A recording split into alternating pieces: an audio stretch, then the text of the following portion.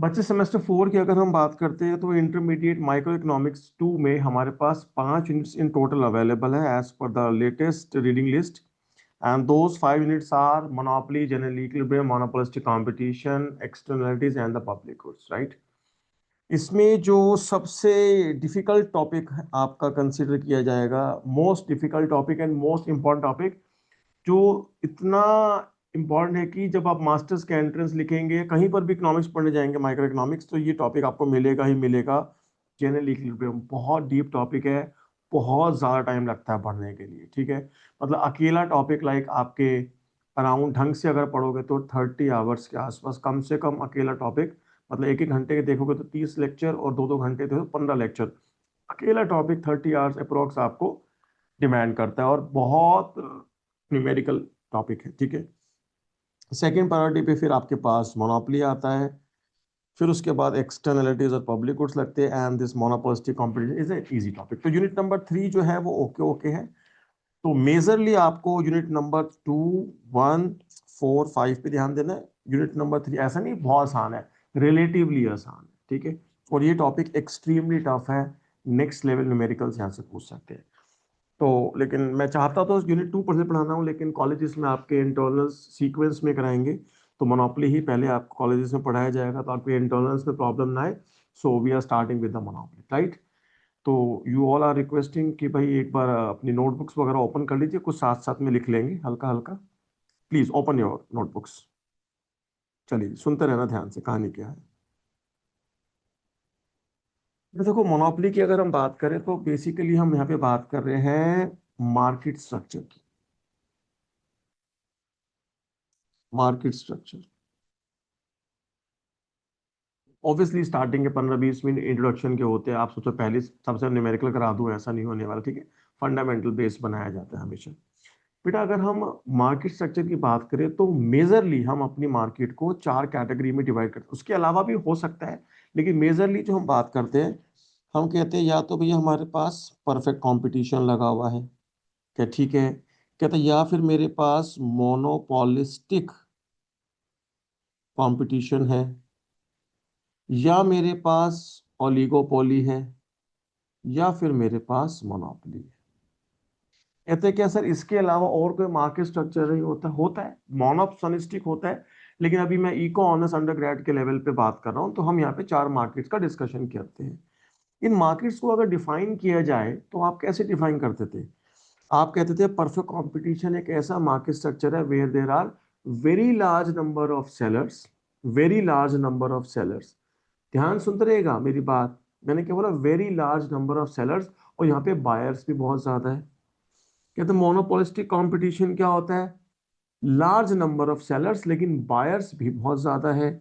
Oligopoly में आप कहते हैं फ्यू सेलर्स लेकिन बायर्स यहाँ भी बहुत ज्यादा है। मोनोपोली में आप कहते हैं सिंगल सेलर लेकिन बायर्स यहाँ भी बहुत ज्यादा है। तो मार्केट को जो डिस्टिंग्विश किया जा रहा है, मार्केट को जो आइडेंटिफाई किया जा रहा है, वो नंबर ऑफ सेलर्स के पॉइंट ऑफ व्यू से किया जा रहा है, ना कि नंबर ऑफ बायर्स के पॉइंट ऑफ व्यू से। तो यहाँ पे हम कहते हैं where is a single seller, एक ही है जी बेचने वाला। यहाँ पे हम कहते हैं very large number of sellers, यहाँ पे हम कहते हैं लार्ज, और यहाँ पे हम कह देते हैं फ्यू। तो ये बात तो हमें समझ में आती है कि अगर एक ही है तो ऑब्वियसली मोनोपोली है, दो है तो ओलिगोपोली है, तीन है तो ओलिगोपोली, चार तो ओलिगोपोली है। कहते हैं ऐसी कौन सी गिनती है कहां तक की डेफिनेशन फ्यू में आती है और कहां तक डेफिनेशन लार्ज में आती है। ऐसे कोई कट टू कट कोई नंबर नहीं है कि हाँ भाई 15 तक फ्यू है, 16 से लार्ज हो जाएगा, ऐसा नहीं है। कि हाँ भाई 70 तक फ्यू हो जाएगा, 71 से लार्ज है, ऐसा नहीं है। तो और भी फीचर्स हमको मार्केट के देखने पड़ेंगे, सिर्फ एक नंबर ऑफ सेलर्स के पॉइंट ऑफ व्यू से हम नहीं देख सकते। Getting my point guys? तो ऐसा नहीं है कि सर 20 तक तो ओलिगोपोली है, 21 से मोनोपोलिस्टिक स्टार्ट हो जाएगा, नहीं, ऐसा कोई रूल नहीं। तो हमें और फीचर्स को भी कंसीडर करना पड़ेगा। Audit guys? अच्छा, मेरी एक बात समझना बहुत ध्यान से, देखो स्टार्टिंग चल रही है, तो आप जब भी मोनोपोली पढ़ेंगे, हमारे सिलेबस की खासियत है।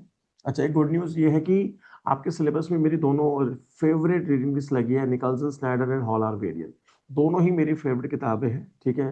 कहते फेवरेट क्यों है? क्योंकि ये सेम किताब मैं पिछले लगभग, this is the 18th year, 2009 में पहला बैच मैंने लिया था, ठीक है। तो 2025 तक पूरे 17 साल हो गए, and 2026 is the 18th year जो मेरी टीचिंग इको ऑनर्स की अगर बात करूँ तो 18वां साल है मेरा जो स्टार्ट हुआ पढ़ाने में।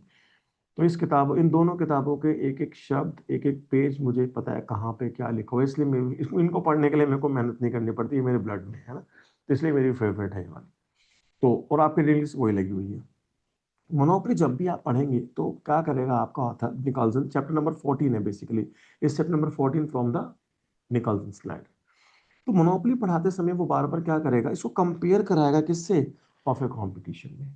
इवन जो न्यूमेरिकल्स भी हम करेंगे उस न्यूमेरिकल में पार्ट 1 2 3 जब आएंगे तो उसमें पार्ट 1 मोनोपोली का होगा, तो हो सकता है कोई पार्ट आपसे परफेक्ट कंपटीशन का भी पूछ सकता है। कहते हैं क्या परफेक्ट कंपटीशन तो हमारे सिलेबस में नहीं है, नहीं। लेकिन निकोलसन स्नाइडर जो आपका ऑथर है उसका पढ़ाने का पैटर्न ही ऐसा है, वो जब भी मोनोपोली पढ़ाएगा वो उसको परफेक्ट कंपटीशन से रिलेट करता हुआ चला जाएगा। तो इसलिए परफेक्ट कंपटीशन की भी नॉलेज आपको होनी चाहिए, अदरवाइज आप न्यूमेरिकल्स को सॉल्व नहीं कर पाए। ठीक है जी। तो परफेक्ट कंपटीशन को अगर मैं याद दिलाऊं आपको, परफेक्ट कंपटीशन में क्या होता था, अच्छा बताइए। मार्केट स्ट्रक्चर में क्या होता था, कहते थे यहाँ पर होती थी जी एक इंडस्ट्री, इंडस्ट्री कह दीजिए या मार्केट कह दीजिए, एक ही बात है, और एक होती थी फर्म। इंडस्ट्री क्या करती थी, रफ में एक हल्का से याद करते हैं। इंडस्ट्री क्या करती थी, मार्केट डिमांड सप्लाई फोर्सेस की हेल्प से क्या करती थी, प्राइस को डिटरमाइन करती थी। ये आपका मार्केट सप्लाई है, ये मार्केट डिमांड है, ये आपका इक्विलिब्रियम प्राइस आता था। हम कहते थे each firm is just a price taker, सारी फर्म इस प्राइस को एक्सेप्ट करेगी। तो फर्म क्या करती थी, प्राइस को एक्सेप्ट करती थी, और यही जो फर्म के लिए यही जो प्राइस होता था, this price is nothing but the demand curve, average revenue curve, marginal revenue curve, सब कुछ इसका यही होता था। तो यहाँ पर हम कहते थे demand is perfectly elastic, that price elastic demand is infinite, है ना, इतना सबको याद है ना होपफुली। ये बहुत फंडामेंटल बातें मैं आप लोगों से कर रहा हूँ। देखिए तो उस किसी को ये बातें ना पता हो तो प्लीज हैंड रेस करके पूछ लीजिएगा, क्योंकि सेमेस्टर 1 में मार्केट डिलीट हो चुका था, आपको पढ़ाया नहीं गया। सेम 3 में परफेक्ट कंपटीशन ऐसा था नहीं, तो ये कहीं ना कहीं मैं स्कूल से रिलेट कर रहा हूँ, कहीं ना कहीं मैं स्कूल से रिलेट कर रहा हूँ।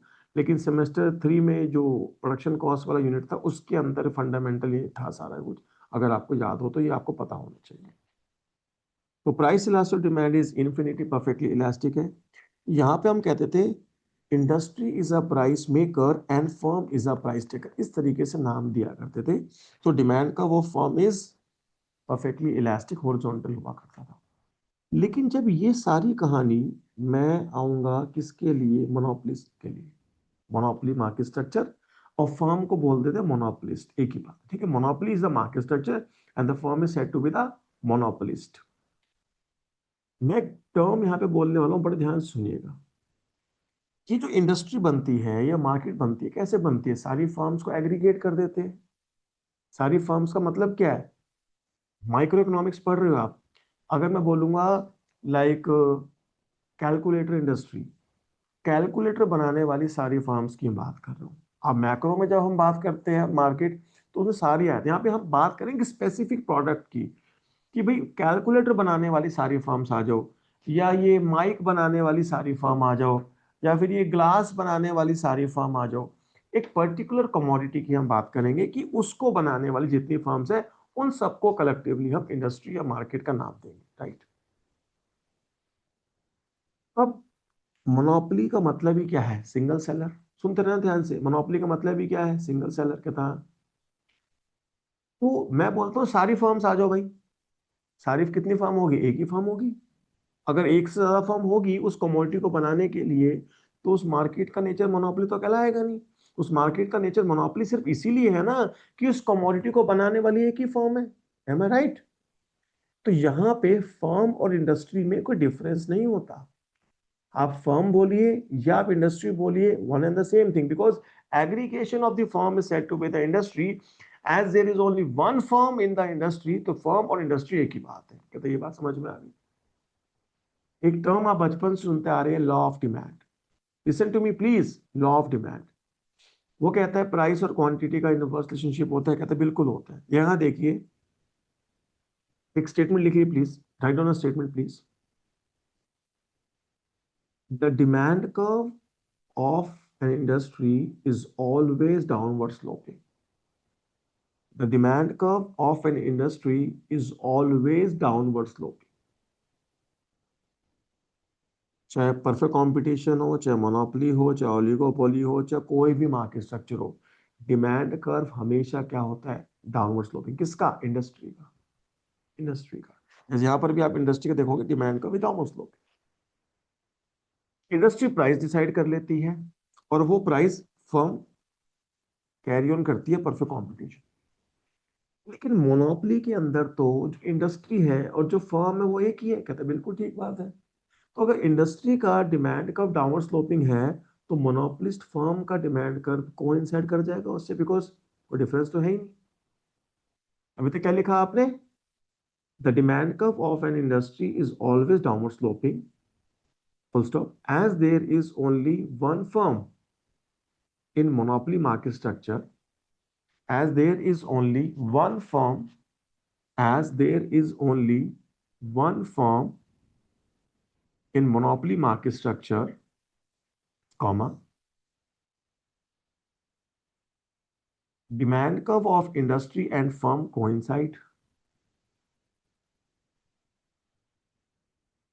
Demand curve of industry and firm coincide. Full stop.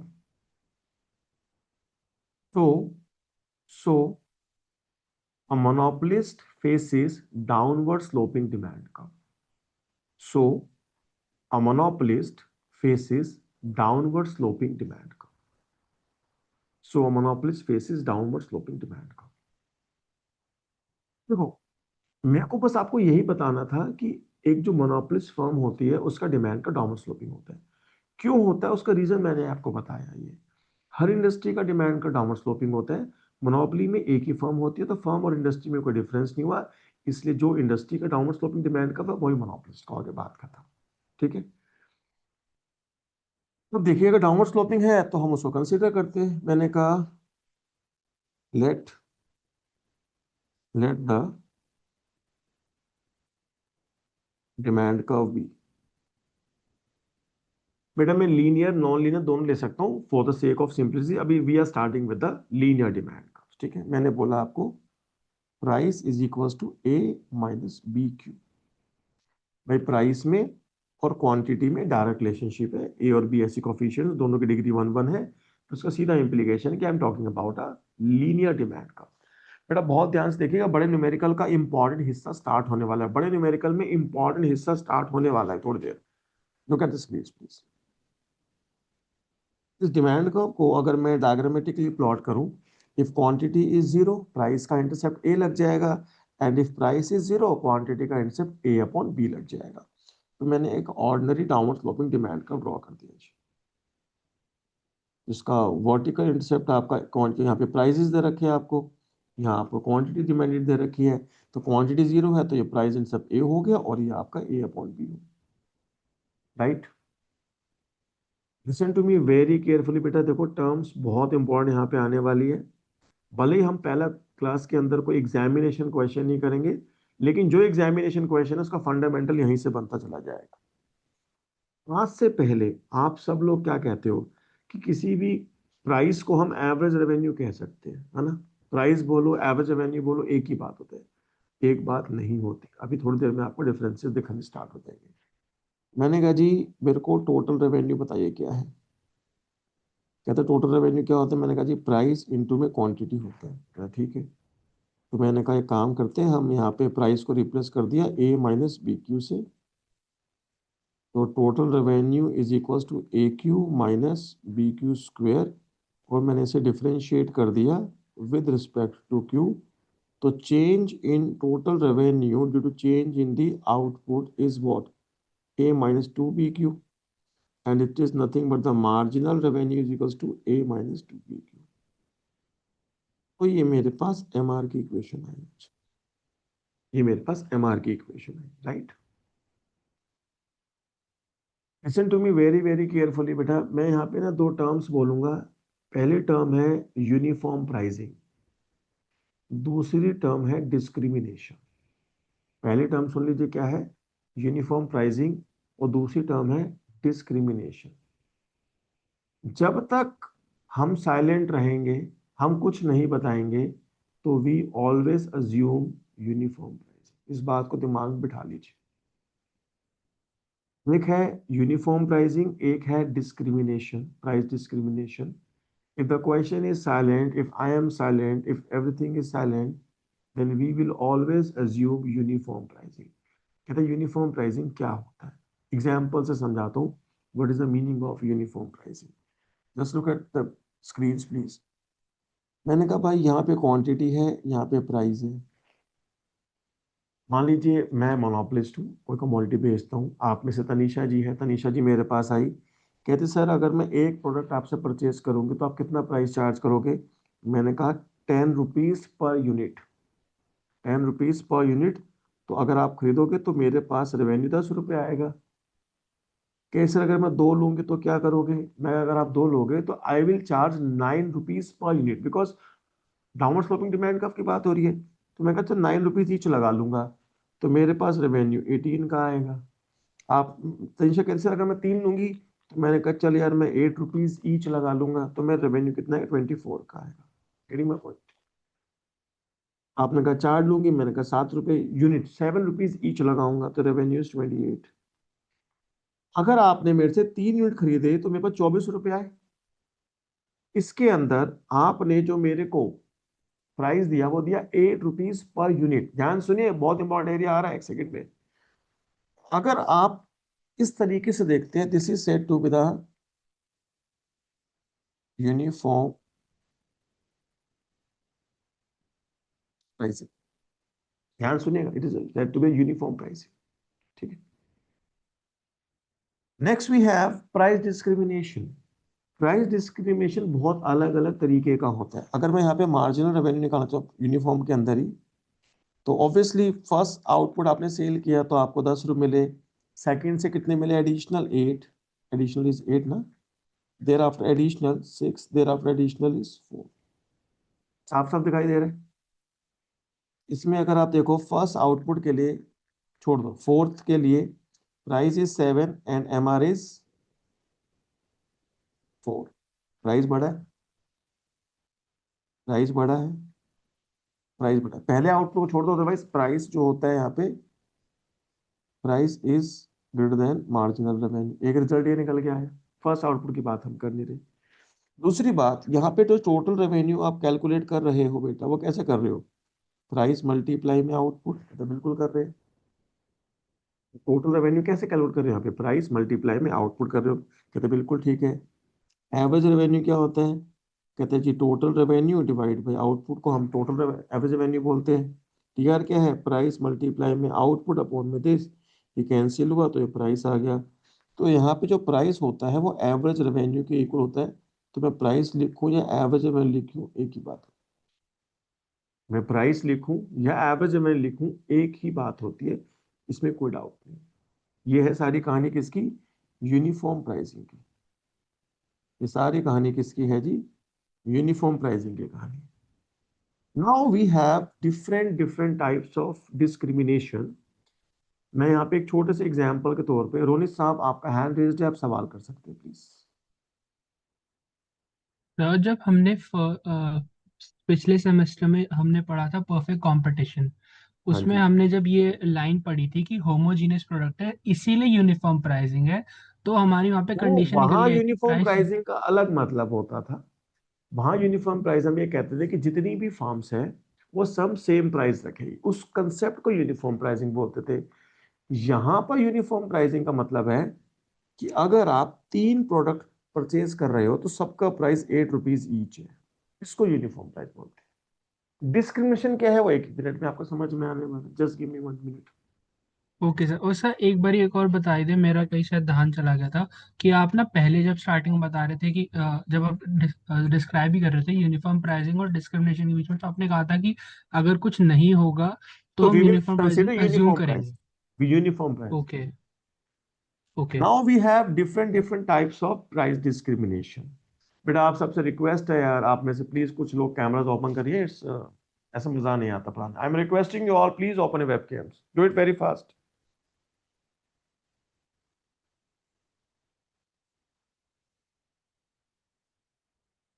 Thank you अदीश्री।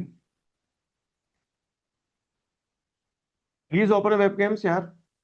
कशिश, आशा, महेश, अवनीश, आस्था, रिया, प्राची, आर्यन, योग, हर्षिता, सबके नाम ले दिए मैंने। ऑल। थैंक यू सुहानी, जल्दी से कैमरा ओपन करिए प्लीज। तो जी मैं यहाँ पे बात कर रहा हूँ फर्स्ट डिग्री प्राइस डिस्क्रिमिनेशन की। ये टॉपिक बहुत डिटेल में हम पढ़ने वाले हैं, लेकिन अभी सिर्फ एक एग्जाम्पल के तौर में समझाना है, इसलिए मैं लिख दिया। या इसको हम कभी कभार परफेक्ट प्राइस डिस्क्रिमिनेशन भी कहते हैं। Perfect price discrimination. एग्जाम्पल सुनना ध्यान से, आप खुद सोचना हाँ ऐसा होता है या नहीं होता, ठीक है। मान लीजिए मैं गया, मैं ये कंपनी के, ये कौन सी कंपनी है, लुई विटॉन।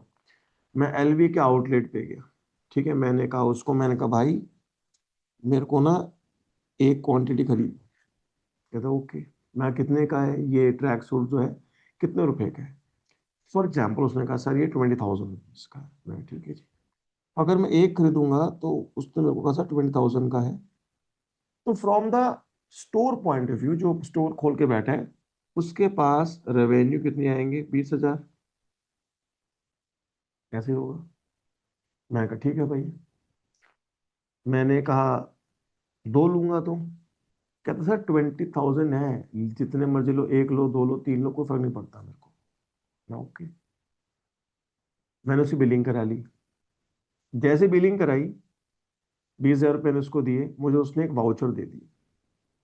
उस वाउचर पे लिखा था you will get a discount of ₹5,000 on the next purchase. You will get a discount of ₹5,000 on the next purchase. मैंने कहा तो इसी भाई इसी बिल में 5,000 कम कर दो। कहते सर इंग्लिश आती है। मैंने कहा थोड़ी थोड़ी आती है। कि तो उसमें लिखा है नेक्स्ट परचेज, तो when you will purchase next you will get discount of 5,000। Okay. मैं कहा काम कर भाई, तू मेरे को इसमें ब्लू कलर भी दे दे। मैंने दूसरा लिया उससे। दूसरे वाला, हमारे पे तो 20,000 ही है। जो दूसरे वाला मुझे मिलेगा वो कितने मिलेगा, 15,000 में पड़ेगा। 5,000 डिस्काउंट कूपन लग जाएगा जो वाउचर दिए। तो सेकंड वाला मुझे कितने का पड़ा, 15,000 का। तो मैंने उसे कितने रुपए दिए, 20 पहले दे चुका हूँ, 15,000 और दिए मैंने। तो टोटल उसका रेवेन्यू कितना हुआ, 35,000। उसने मुझे 15,000 ईच नहीं दिया। अगर मैंने से दो यूनिट परचेज करे हैं तो इट इज नॉट 15,000 ईच। पहला अलग बिका 20,000 रुपए का, दूसरा अलग बिका 15,000 रुपए का। It is not 15,000 into two, ये ऐसे नहीं आया है। पहला यूनिट अलग प्राइस पे बिका 20,000 का, सेकेंड यूनिट अलग प्राइस पे बिका 15,000 का। It is not uniform pricing. समझ में आई दोस्त आपको मेरी बात। जबकि यहाँ पे जब उसने कहा था कि सर मैं दो ले लूंगे तो क्या करोगे, मैंने कहा 9 रुपीज ईच लगा लूंगा, मल्टीप्लाई करके 18 रुपया। यहाँ पे ऐसा नहीं हुआ, 15,000 ईच नहीं है। पहले का प्राइस 20,000 है, दूसरे का प्राइस 15,000। It's not 15,000 each. दोनों यूनिट्स अलग अलग प्राइस पर बिके हैं। This is the first degree price discrimination. और ये बहुत डिटेल में होता है कि प्राइस कैसे आता है, रिजर्वेशन प्राइसेस, ये वो बहुत डिटेल में हमें पढ़ना है। लेकिन फिलहाल मैं आपको बस मीनिंग बताना चाह रहा हूँ कि जब यूनिफॉर्म प्राइसिंग और नॉट यूनिफॉर्म प्राइसिंग की अलग अलग वेराइटीज आएंगी, तो उसमें से एक वेराइटी है ये फर्स्ट डिग्री प्राइस डिस्क्रिमिनेशन। तो ये 15,000 ईच नहीं है, सेकेंड यूनिट 15,000 की बिकेगी। सेकेंड यूनिट 15,000 की बिकेगी। Getting my point guys. अगला खरीदने के लिए यहाँ पे क्या होता था, अगर आप ज्यादा लेते हो, जैसे आपने 1 से 2 किया और आपने बोला 9 रुपीज ईच, तो फर्स्ट वाले का प्राइस भी एक तरीके से 9 लगा आपको, दो यूनिट बिके 9 रुपीज ईच। लेकिन यहाँ पे जब सेकंड खरीद रहे हो तो सिर्फ सेकंड वाला सामान सस्ता मिला है, फर्स्ट वाला तो अलग 20,000। This is not uniform price. Getting my point guys. तो इस डेटा को अगर मैं थोड़ा सा डिफाइन करूं यहाँ से कंपेयर करने के लिए, मैंने कहा क्वांटिटी प्राइस। मैंने कहा भैया पहला चाहिए, कहता 10 रुपए का रेवेन्यू, फॉर्म का 10 रुपए। मैं दूसरा दो लू तो कहता है 9 रुपीज ईच नहीं है, सिर्फ दूसरे वाला मैं तेरे को 9 रुपए में दे सकता हूं। दूसरे वाला 9 का मिलेगा तो your revenue will be 10 + 9, 19, not 9 × 2। Price कम किया है लेकिन सिर्फ सेकंड वाले के लिए किया, फर्स्ट वाले के लिए नहीं किया। अगर फर्स्ट वाले के लिए भी कर देगा तो क्या लग जाएगा, uniform price. Getting my point guys? I am asking you, you all have permission to speak, please let me know. ये बात सबको समझ में आ रही है? Clear sir. Yes sir. Yes sir.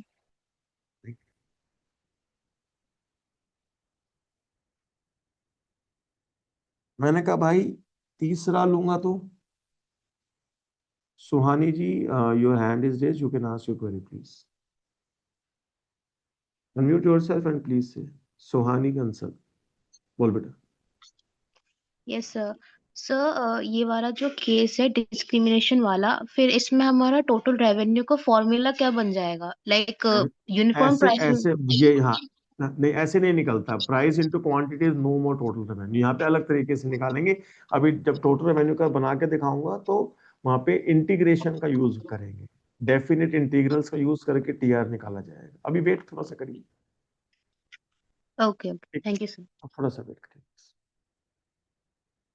मैंने कहा भाई 3 लूंगा तो कहता 8 रुपए, बट ईच नहीं है, सिर्फ तीसरा कमोडिटी तेरे को 8 रुपए का दे सकता हूँ मैं। तू सोचे ईच है, नहीं ईच नहीं है। तो योर टोटल रेवेन्यू 27। मैं 4 लूंगा तो कहते 7 रुपीज, सिर्फ फोर्थ का, ईच नहीं है, तो it will be like 34। Getting my point guys? और यहां से अगर मैं मार्जिनल रेवेन्यू निकालूंगा तो it will be 10, 9, 8, 7। In this scenario, if you will notice that your price and marginal revenue will coincide. Your price is equals to marginal revenue, जबकि uniform pricing में price बड़ा होता है मार्जिनल रेवेन्यू से। दूसरी और मोस्ट इंपॉर्टेंट बात, look at the screen please. यहाँ पे total revenue price into quantity नहीं होता, ये wrong statement, this is not true. अगर ये रॉन्ग स्टेटमेंट है और आप कहते हो एवरेज रेवेन्यू कैसे आता है, आप कहते हो एवरेज रेवेन्यू आता है TR/Q, ये तो बिल्कुल ठीक है, इसमें कोई डाउट नहीं है। Now my question is, let's calculate average revenue. मैं कहता हूँ 4 यूनिट पर एवरेज यूनिट के अंदर 34 / 4, ये आएगा ना, दिस इज एवरेज रेवेन्यू। क्या ये 7 है? नहीं, ये 7 नहीं। क्या 27 / 3 8 आता है? नहीं आता है, नहीं आता है। क्या 19 / 2 9 आता है? नहीं आता है। तो प्राइस प्राइस होता है, प्राइस प्राइस होता है, वो एवरेज रेवेन्यू के बराबर नहीं। समझ में आती है कि नहीं? खाली फर्स्ट को मत कह रहा सर, देखो यहाँ पे तो आ रहा है फर्स्ट, आउटपुट पे आ रहा है, आप इन एग्रीगेशन सब पे चेक करें। ये वहां तक की बात सबको समझ में आती है जी? यूनिफॉर्म प्राइसिंग में ये रूल्स लगते हैं जो मैंने यहाँ लिखे हैं। और नॉन यूनिफॉर्म प्राइसिंग बहुत तरीके की होती है, first degree, second degree, third degree, ओई tariff plan, optimal tariff plan, ठीक है, बहुत तरीके की प्राइसिंग होती है। अभी मैं बाकी प्राइसिंग का जिक्र नहीं किया, मैंने एक एग्जांपल के तौर पे आपको बताया है कि अगर यूनिफॉर्म प्राइसिंग नहीं होगी तो ये रूल्स अप्लाई होने बंद हो जाएंगे। डिफरेंट डिफरेंट कुछ रूल्स है। और गाइस वापस से आ रहा हूं मैं अपने पुरानी स्लाइड के ऊपर। जैसे ही मैंने यहाँ पे लिखा total revenue is equal to price into quantity, मैंने क्या एज्यूम कर लिया, मैंने यूनिफॉर्म प्राइसिंग एज्यूम कर लिया कि आपका रेवेन्यू कितना होगा, जितनी क्वांटिटी बिक रही है मल्टीप्लाई में प्राइस। तो जैसे ये स्टेटमेंट लिखी जाएगी, इसका मतलब ही क्या है, इसका मतलब ही क्या है बेटा, यूनिफॉर्म प्राइसिंग।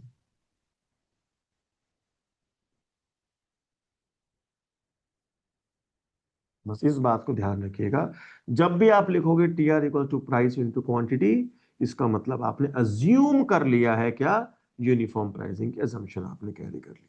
कैसा? बिल्कुल ठीक है। और obviously In case of uniform pricing, we know this thing that average revenue या प्राइस एक ही बात होती है ना। In case of uniform pricing, price और एवरेज रेवेन्यू एक ही बात होती है। इसलिए ये जो आपका डिमांड कर्व है, यही आपकी प्राइस है। या प्राइस नहीं भी बोलते तो आप इसको एटलीस्ट एवरेज रेवेन्यू कर्व बोल सकते हो। यही आपका AR। ध्यान सुनना आप मेरी बात, बहुत इंपॉर्टेंट एरिया है, बहुत important area. Please look at the screen. अगर ये मार्जिनल रेवेन्यू कर्व है, इसको मैं डायग्राम पे ड्रॉ करना चाहूँ, if quantity is zero then MR is A। मतलब वर्टिकल इंटरसेप्ट तो MR का भी A रहेगा। But if MR is zero then quantity is A upon 2B। मतलब इस इंटरसेप्ट का ये आधा है, इस इंटरसेप्ट का ये आधा है, ठीक है। A अपॉन B का हाफ है। तो ये जो है इसका हाफ हमने मार्क कर दिया ये। तो ये this is your marginal revenue curve with the intercept of A upon 2B।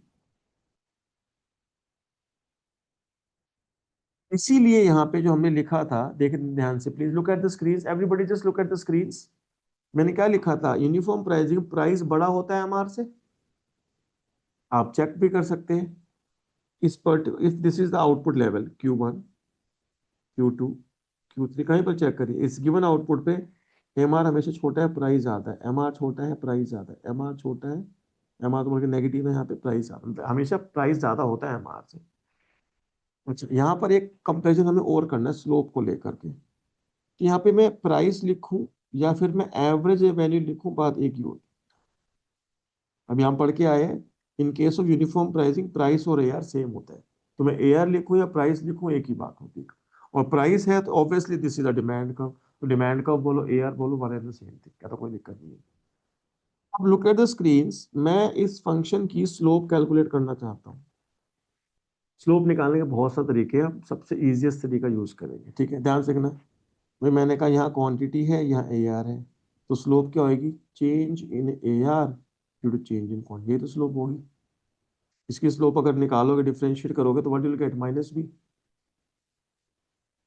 अरे change in AR due to change in quantity क्या आएगा यहाँ पे, -B नहीं आएगा क्या। तो यहाँ पे स्लोप निकाली मैंने, slope of AR is what, -B। Minus पर इसलिए कि फंक्शन डाउनवर्ड स्लोपिंग है।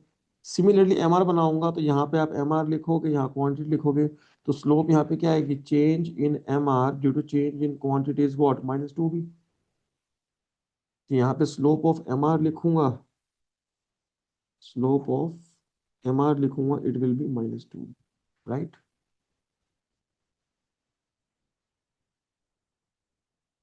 दोनों ही डाउनवर्ड स्लोपिंग है, तो यहाँ पे मैं कंपेयर कर सकता हूँ कि MR की जो स्लोप होती है, MR की जो स्लोप होती है वो AR की स्लोप से डबल होती है। MR की जो स्लोप होती है वो AR की स्लोप से डबल होती है।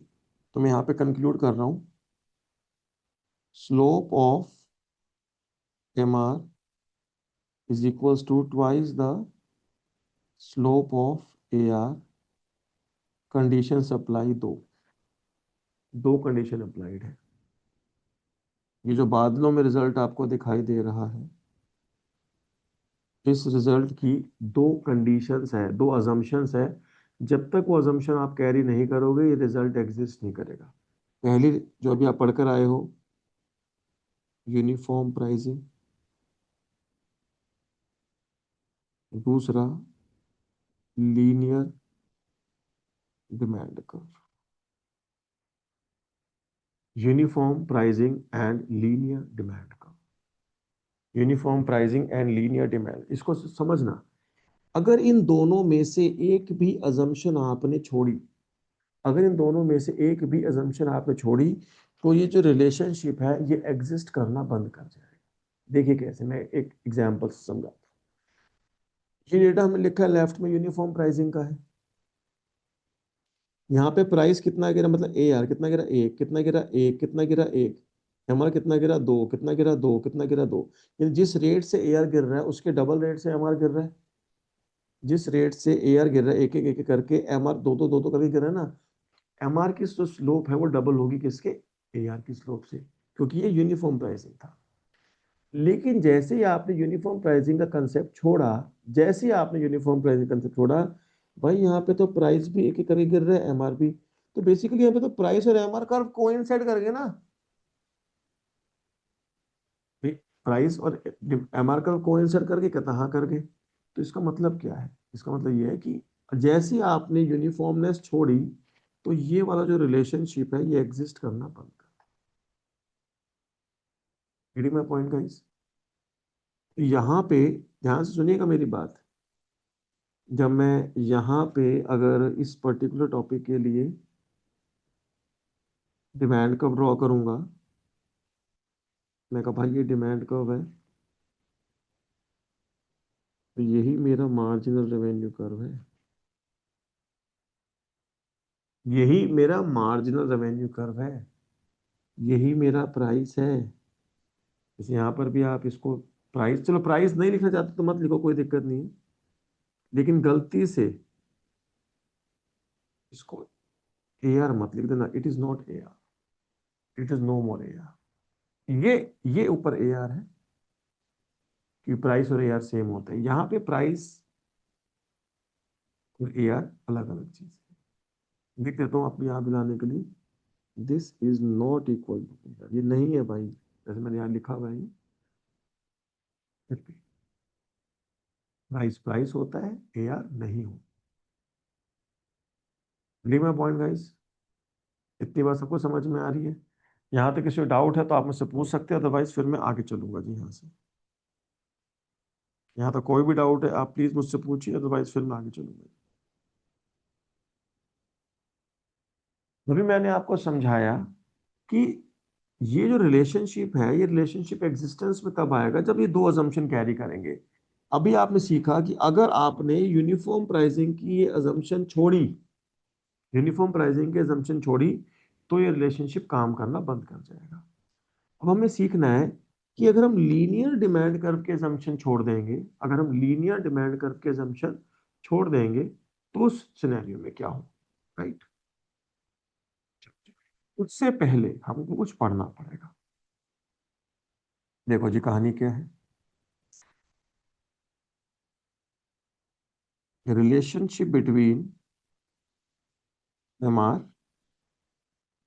ए R and price elasticity of demand. Relationship between A R, M R and price elasticity of demand.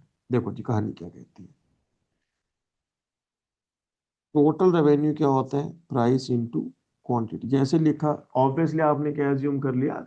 Uniform pricing के assumption कैरी कर लिए। अच्छा, प्राइस इलास्टिक डिमांड का क्या फॉर्मूला होता है? बचपन पढ़ा था ना आपने, delta Q upon delta P into में P upon Q with negative sign, पढ़ा था ना? मैं इसी को डेल्टा ना लिख के डी लिख देता हूँ, change in quantity change in price, चलेगा? तो मैंने इसको क्या लिख रहा हूँ?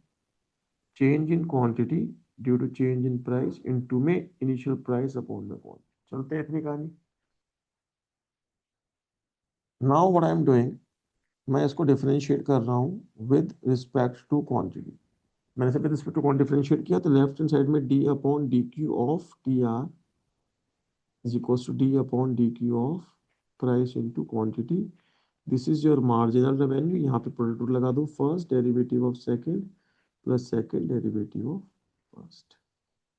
यहाँ से मैंने प्राइस को कॉमन ले लिया, we are left with one plus Q upon P into में डी पी अपॉन में डी। आप मेरी नजरों से देखेंगे, dp अपॉन dq ये उसका उल्टा है, q अपॉन p उसका उल्टा है।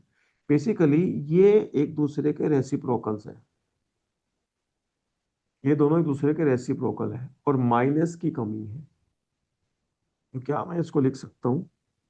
प्राइस इंटू में one plus one upon minus price elasticity of demand.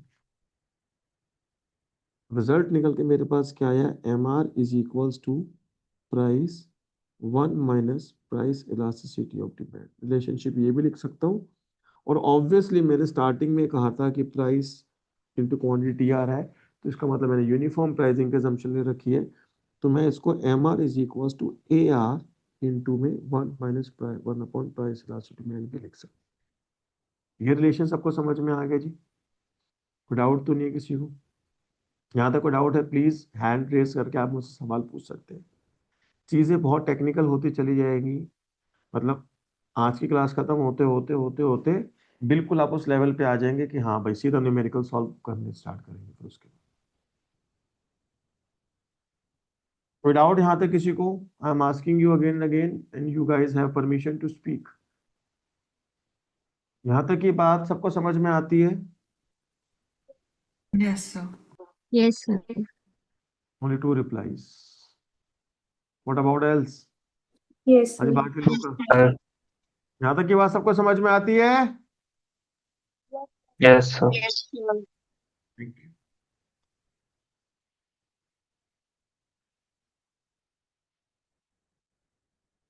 आगे का देखिए। बचपन में आपने पढ़ा था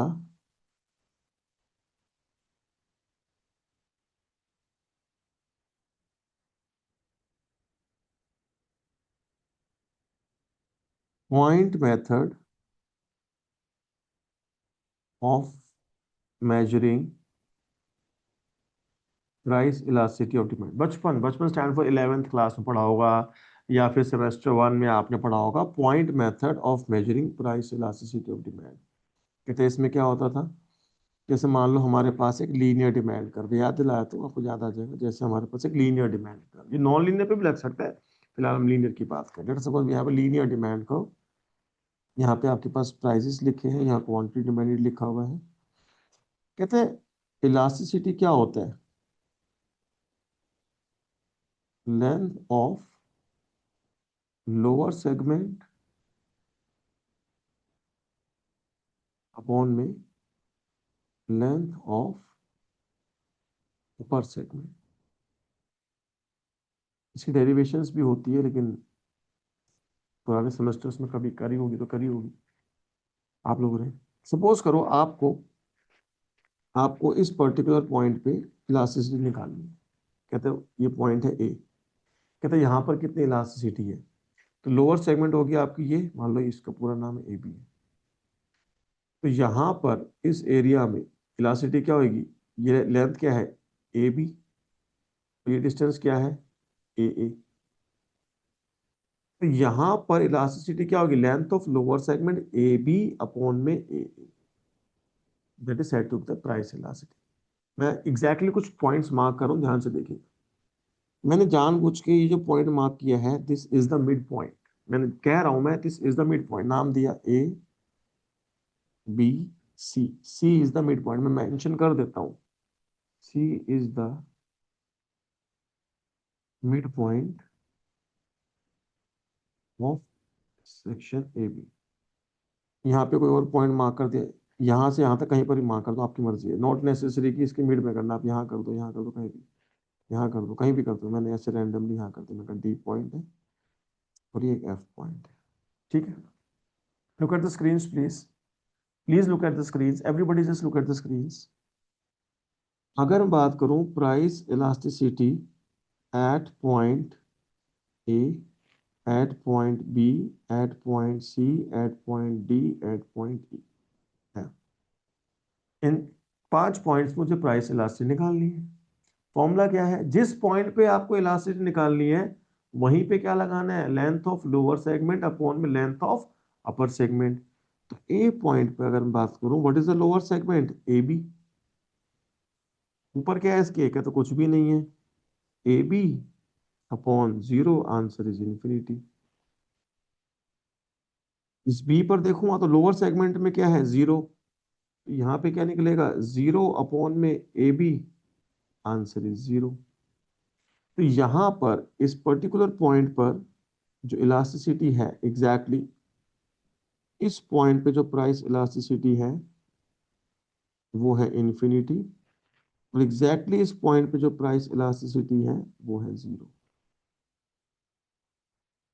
हमने कहा सी पॉइंट पे निकालना है, सी पॉइंट पे क्या आएगा जी, लोअर सेगमेंट क्या है ये सी बी, अपर सेगमेंट क्या है ए सी, तो C B upon A C, answer is 1, क्योंकि हमने खुद ही बोला है ये मिड पॉइंट है। भूमि जी आपका हैंड रेज्ड है बेटा, बट कैमरा ओपन नहीं है तो इसलिए आपसे बात नहीं कर पाऊंगा बच्चे। अपना कैमरा ओपन करके बात कर सकते हैं।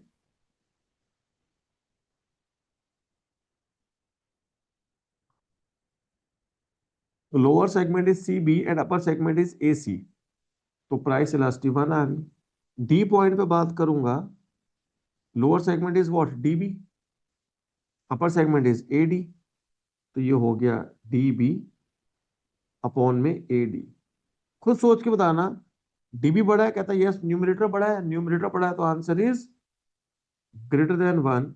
और एफ पर मेजर करूंगा तो एफ बी अपॉन में A F, F B upon में A F, it is less than 1। Exactly C point पर प्राइस इलास्टिसिटी आपकी 1 है, इस पूरी रेंज में आपकी प्राइस इलास्टिसिटी ग्रेटर देन 1 है, और इस पूरी रेंज में आपकी price elasticity less than.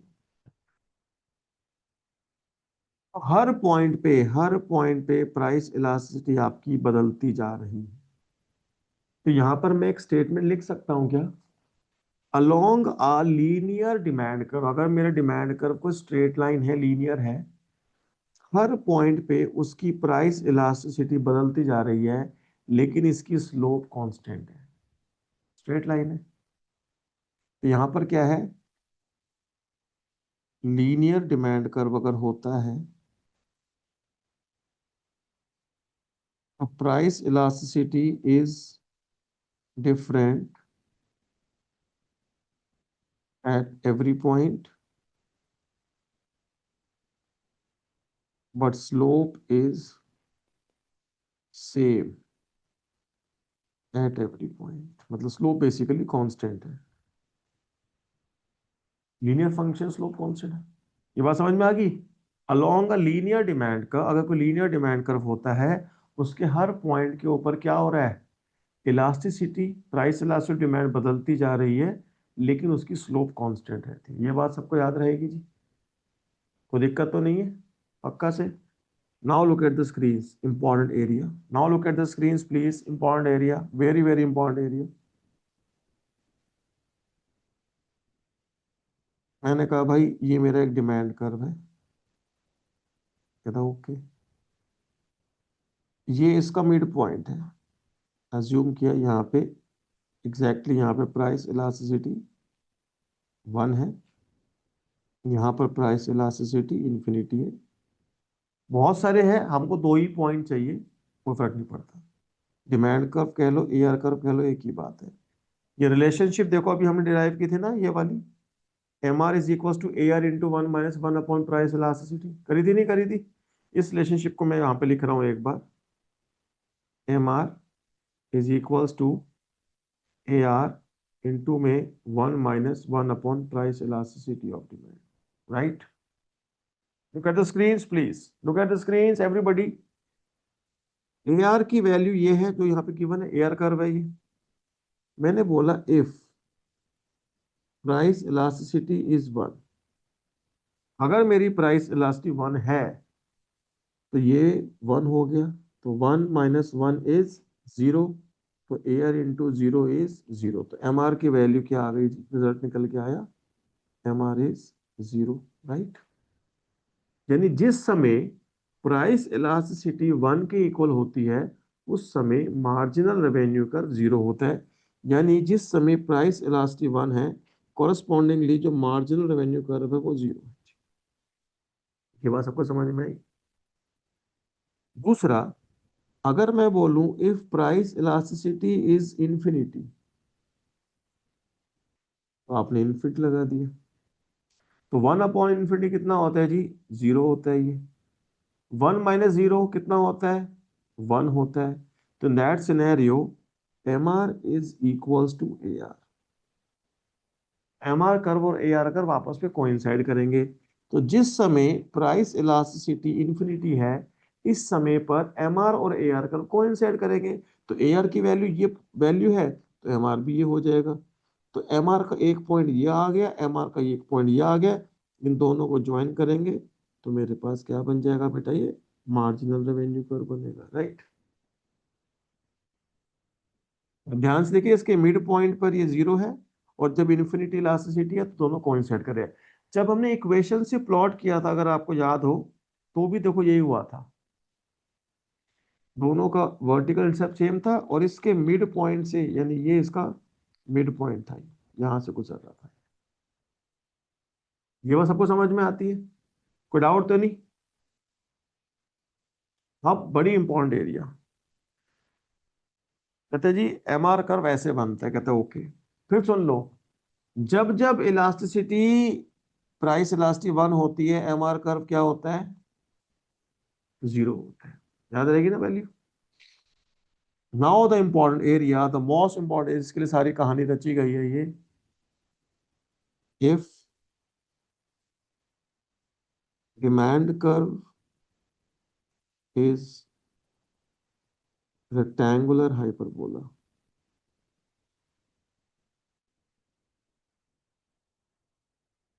That is price elasticity is equal to 1। सब जानते ना इतना? जब price elasticity total expenditure method से बनता है ये। If price elasticity is equal to 1, then total then the demand curve is rectangular hyperbola. Now look at the screen please. मैंने कहा भाई ये मेरा डिमांड कर्व है, this is the demand curve, okay, और you can say this is your average revenue. एक ही बात है। तो ए आर नहीं लिखता, डिमांड को लिख देता हूँ। अब मुझे एक बात बताना, यहाँ पर यहाँ पर यहाँ पर यहाँ पर यहाँ पर जितने भी पॉइंट्स है, at all the points, at all the points price elasticity is equal to 1, right? Everywhere price elasticity is equal to 1। Rectangular hyperbola मतलब ही क्या होता है? The demand curve is rectangular hyperbola, then price elasticity is equal to 1। सबको पता है ना बात इतनी?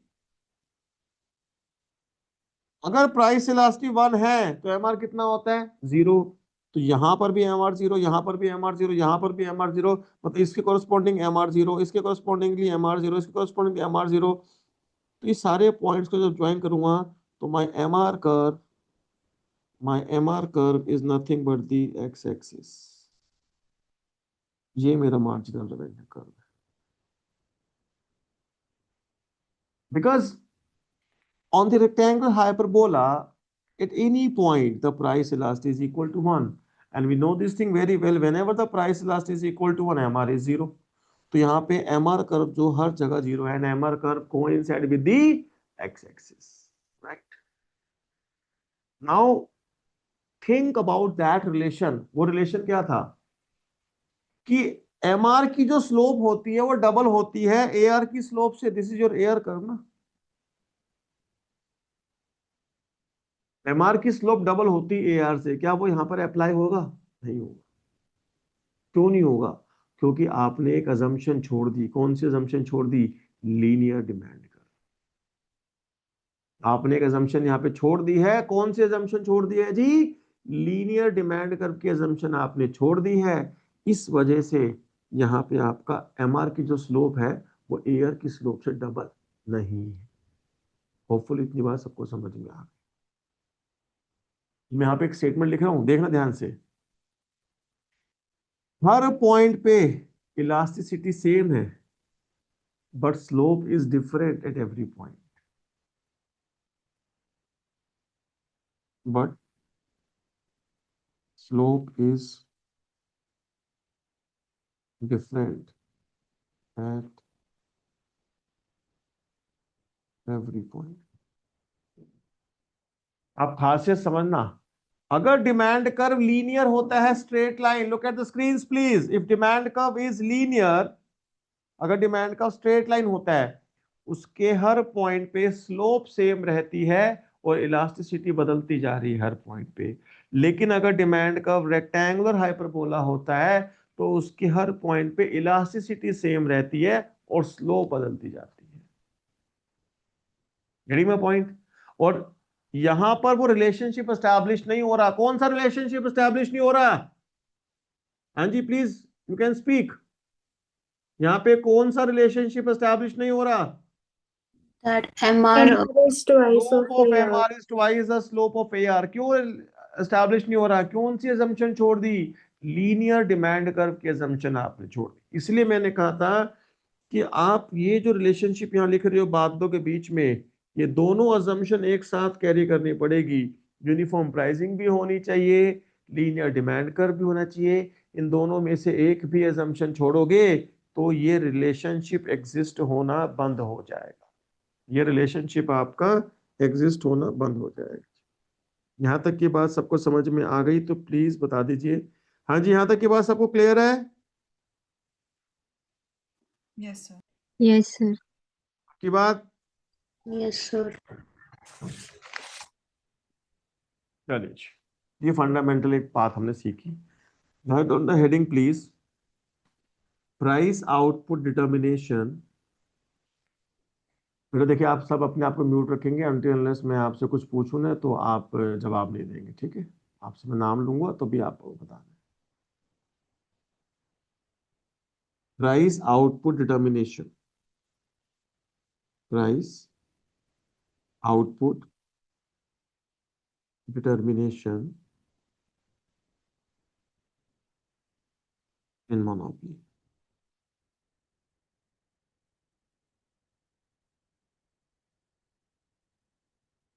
मैं फिर याद दिला दूं, अगर मैं साइलेंट हूं then we have to consider uniform pricing.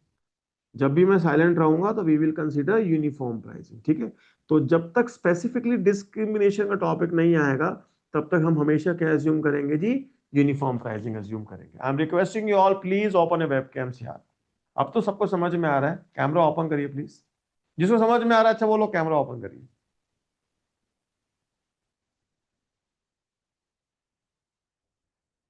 I am waiting guys. Thank you, thank you, thank you. Everybody please open a webcams. Thank you. देखिए, हमको देखना है कि एक मोनोपोलिस्ट फर्म जो है वो कैसे डिसाइड करती है कि मेरे को क्या प्राइस पर बेचना है, कितना आउटपुट मेरे को बेचना है। ये सारे डिसीजंस उसको लेने हैं। कोई भी फर्म हो, चाहे वो काफी कॉम्पिटिटिव फर्म हो, चाहे मोनोपोलिस्ट हो, चाहे oligopoly, any producer is working for profits. Any producer is working for the profits. तो ये सारी फर्म्स के जो ऑब्जेक्टिव है वो अल्टीमेटली क्या है? Profit maximisation. Every firm is working for the profits ना। तो profit maximisation is the general objective of any industry. तो यहां पर भी हम लोग क्या करने वाले हैं? प्रॉफिट को मैक्सिमाइज करने वाले हैं। प्रॉफिट फंक्शन, प्रॉफिट्स को माइक्रो इकोनॉमिक्स में पाई से रिप्रेजेंट करते हैं, मैक्रो में पाई इन्फ्लेशन को रिप्रेजेंट करता है, मैथ्स में इसकी 22/7 3.14 वैल्यू होती है। तो पाई के अलग अलग रूप है। हमारे लिए यहाँ पे पाई का मतलब प्रॉफिट्स है। प्रॉफिट्स क्या होता है जी? कहते हैं total revenue minus total cost, ठीक है जी। आपको क्या डिसाइड करना है? कितना आउटपुट बेचूं, किस प्राइस पर बेचूं। तो हमने क्या किया? डिफरेंशिएट कर दिया जी। Differentiate with respect to output. तो फर्स्ट और डेरिवेटिव आ गया मेरे पास। देखना बच्चे बहुत ध्यान से please, it's a very important area. इसको डिफरेंशिएट करेंगे तो क्या आएगा? M R. मैं चाहूं तो ऐसे लिख सकता हूँ, स्लोप ऑफ टी आर। पर स्लोप ऑफ टी आर ही क्या होती है? एम आर होती है। तो मैं डायरेक्टली एम आर भी लिख सकता हूँ। मैंने लिख दिया एम आर। यहाँ पे क्या होता है? M C. पुट फर्स्ट और derivative is equal to zero.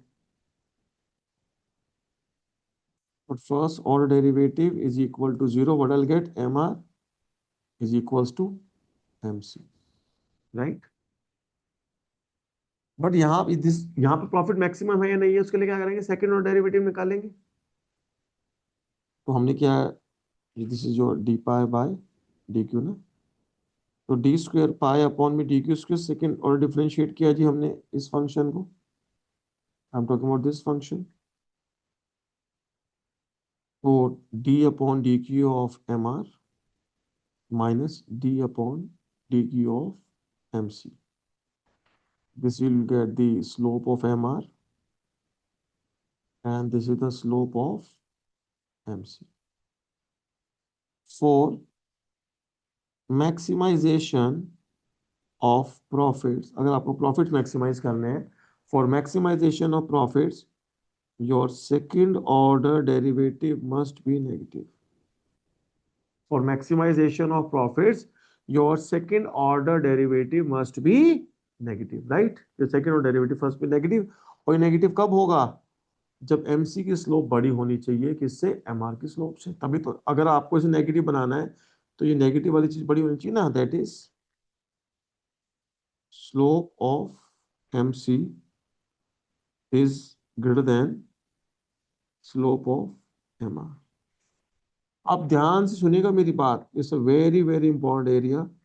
कभी परेशान नहीं होगे, अगर नहीं सुनोगे तो हमेशा परेशान होगे। तो ये दो कंडीशंस मेरे पास निकल के आ गई है, दीज टू कंडीशंस। पहली कंडीशन क्या है जी? हाँ जी, M R should be equal to M C. And second condition क्या है? एम सी की स्लोप बड़ी होनी चाहिए एम आर की स्लोप से। ये दो कंडीशन पे मोनोपोलिस्ट अपने आउटपुट को डिटरमाइन करते हैं। Listen to me, Nicholson and Snyder की खासियत है, मैंने क्या बोला था, वो हमेशा इसको पढ़ाते समय क्या करेगा? परफेक्ट कंपटीशन से कंपेयर करवाएगा, सब कुछ परफेक्ट कंपटीशन से कंपेयर कराएगा। अगर मैं इसका कंपैरिजन लिखता, मैंने कहा जी कंपैरिजन करना है हमें, हमने कहा जी price output determination in perfect competition.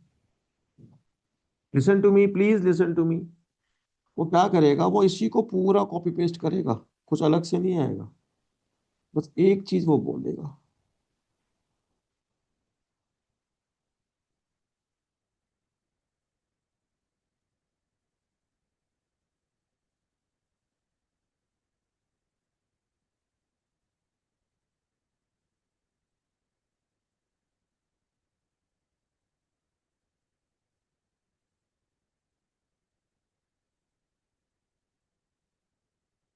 देखो मैंने एज इज कॉपी पेस्ट कर दिया, विजिबल है ना सबको? फोन जहां छोटा तो विजिबल है। Yes sir. वो बस एक बात बोलेगा, इन परफेक्ट कंपटीशन जो प्राइस होता है वो एमआर के बराबर होता है। परफेक्ट कंपटीशन प्राइस इसके बराबर होता है एमआर के। देख भी लीजिए, जब हमने स्टार्ट किया था प्राइस और एमआर बराबर थे परफेक्ट कंपटीशन फॉर्म के लिए, थे नहीं थे? और जबकि यूनिफॉर्म प्राइसिंग मोनोपोलिस्ट के लिए प्राइस और एमआर में प्राइस बढ़ा था। तो कहता है परफेक्ट कंपटीशन के अंदर प्राइस और एमआर बराबर होते हैं, इसीलिए ये जो फर्स्ट कंडीशन है MR is equal to MC की, it should be considered as price is equal to MC.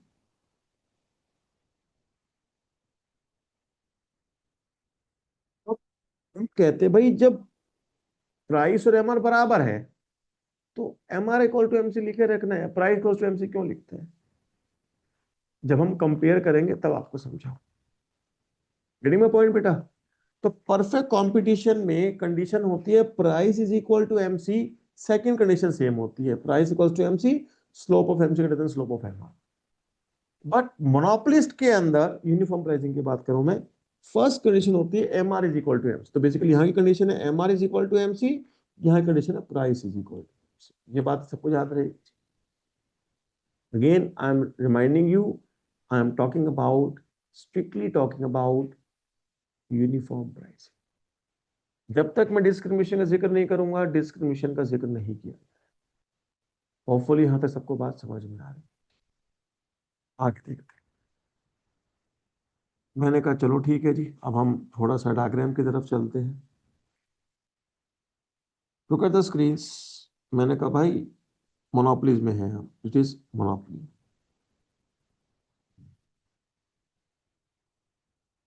Form ने अपना डिमांड कर्व ड्रॉ किया, फॉर्म ने अपना एमआर ड्रॉ किया। कहते जी ये मेरा मार्जिनल रेवेन्यू कर्व है, ये मेरा डिमांड कर्व और you can say average revenue है।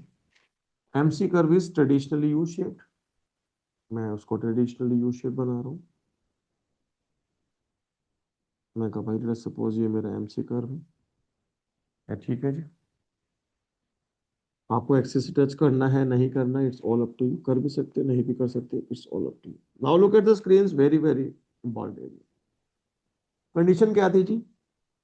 M R is equal to M C and slope of M C should be greater than slope of M R. Perfect competition होता तो इसके बदले price लिखता है ना, एम आर के बदले।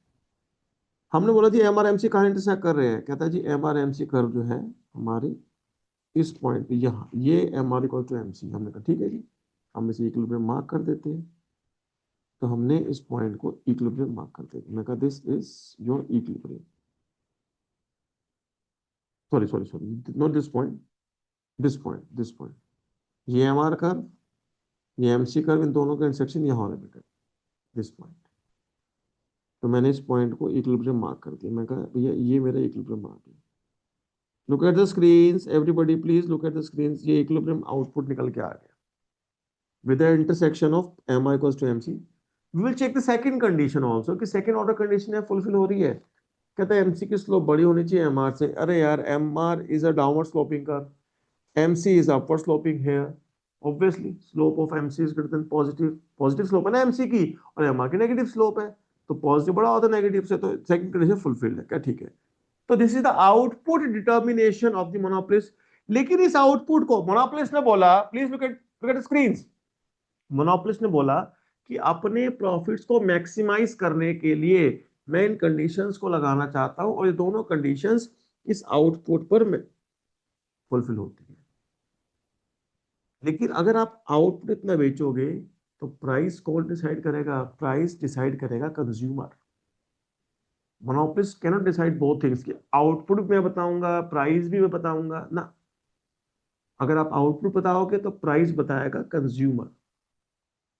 इस आउटपुट के लिए कंज्यूमर कितना प्राइस पे कर सकता है, कंज्यूमर अपने मन की बात को कहता है with the help of demand कर। वो कहेगा भैया इस क्वांटिटी को उठा के ले जाओ डिमांड कर पे, इतना प्राइस मैं पे करूंगा।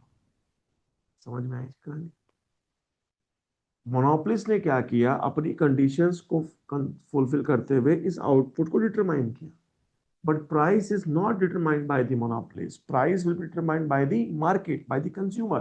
कि मार्केट डिमांड करके अकॉर्डिंगली इस आउटपुट को किस प्राइस में खरीदना चाहती है, तो उसके लिए जो प्राइस निकल के आया वो ये वाला प्राइस निकल के आया। तो this is the equilibrium price, this is the equilibrium price. Getting my point guys. तो मोनोपोलिस्ट ने क्या किया, इक्विलिब्रियम कंडीशंस लगाई, इक्विलिब्रियम कंडीशंस के अकॉर्डिंगली आउटपुट डिटरमाइन किया। उस आउटपुट पर कितना प्राइस मिलेगा वो हमें कौन बताएगा, वो हमें मार्केट बताएगी। मार्केट मतलब कंज्यूमर बताएंगे, और कंज्यूमर अपने मन की बात कैसे बोलता है, डिमांड करके है। यहां तक की बात सबको समझ में आ गई, please let me no yes और नो। सर एक बार ये प्राइस वाला दोबारा बता दो। दोबारा देखिए जी, मान लीजिए मैं एनडीपीएल मोनोपोलिस्ट है, या बहुत सारे ऐसे एक रीजनल मोनोपोलिस्ट होता है। अगर मान लीजिए पेट्रोल हो जाए 100 रुपए 200 रुपए, या बिजली हो जाए 100 रुपए 200 रुपए यूनिट, आप कंज्यूमर डिसाइड करोगे ना कि इस कॉस्ट पे आप कितना क्वांटिटी खरीदना चाहते हो। या पेट्रोल पंप वाला बोले, या कोई फर्म बोले कि भाई मेरे को तो 100 क्वांटिटी बेचनी है, तो उसमें आप देखोगे ना कि आप उसके लिए कितना प्राइस दे सकते हो। ऐसा तो नहीं होगा वो कहेगा भैया मेरे को 100 यूनिट बेचनी है और 1000 रुपए ईच, तो लाख रुपए दे दे मुझे। Monopolist can not decide both things, वो एक चीज बताएगा। अगर वो यस। प्राइस डिसाइड करेगा तो क्वांटिटी आप करोगे, क्वांटिटी वो करेगा तो प्राइस आप करोगे। अगर मोनोपोलिस्ट कहता है जी मेरे प्रॉफिट तब मैक्सिमम होंगे जब मैं इतना आउटपुट कंसिडर करूंगा, तो वे इस आउटपुट के लिए वी आर विलिंग टू पे this price. Monopolist cannot decide both things. He can decide either price or quantity, not both. इस बात को कहीं लिख भी लीजिए। Monopolist cannot decide both price and quantity simultaneously. वो एक साथ नहीं डिसाइड कर सकता। Monopolist can decide either quantity or price. दोनों में से कोई एक चीज करेगा वो, दोनों चीज वो नहीं डिसाइड कर सकता जी। अगर क्वांटिटी वो करेगा तो प्राइस कंज्यूमर बताएगा, और प्राइस वो करेगा तो क्वांटिटी कंज्यूमर बताएगा। एक चीज मोनोपोलिस्ट डिसाइड करेगा, दो चीज डिसाइड नहीं कर सकता।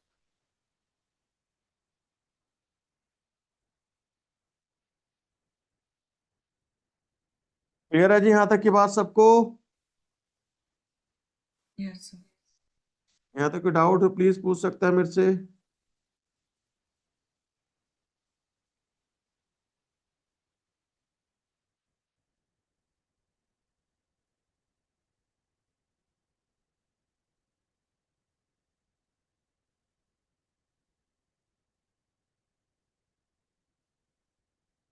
अगर यहाँ तक कोई डाउट हो प्लीज आप मुझसे पूछ सकते हैं। अच्छा, मार्जिनल कॉस्ट कर्व कैसा बनाना है ये हमारी मर्जी होती है। जैसे मैंने यहाँ पे आपको ऐसे लीनियर बना दी, ठीक है। अब मैं आपको एग्जाम्पल के तौर में बता रहा था, हमको कैसे पता लगा, न्यूमेरिकल खुद बताएगा। डेटा मैं आपको एक्सप्लेन करता हूँ, समझने की कोशिश करना प्लीज। मान लीजिए मैंने बोला एम सी इज 5, या मैंने बोला एम सी इज 5Q, या मैंने बोला एम सी इज 5Q²। तो आपका ऑथर जनरली क्या करता है, कांस्टेंट एमसी ऑपरेट करता है। आप रीडिंग लिस्ट देखोगे तो जनरली आपको एमसी कैसे दिखेगी, हॉरिजॉन्टल दिखेगी। वो अजम्पशन है अपनी समझ के लिए। कहते एग्जाम में कैसे ड्रॉ करना है, एग्जाम में न्यूमेरिकल आएगा वो अपने आप बताएगा, हमें दिमाग नहीं लगाना। इधर देखना बच्चे ध्यान से, मैंने डायग्राम बनाया आप लोगों के लिए।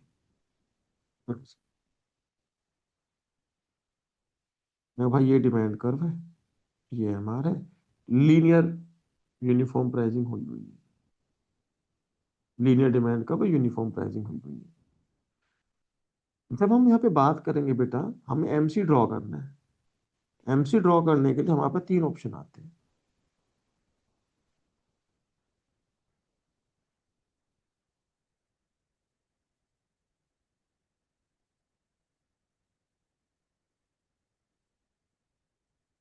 देखो जी, मैंने बोला MC5, क्या मतलब है इसका, स्लोप इज 0।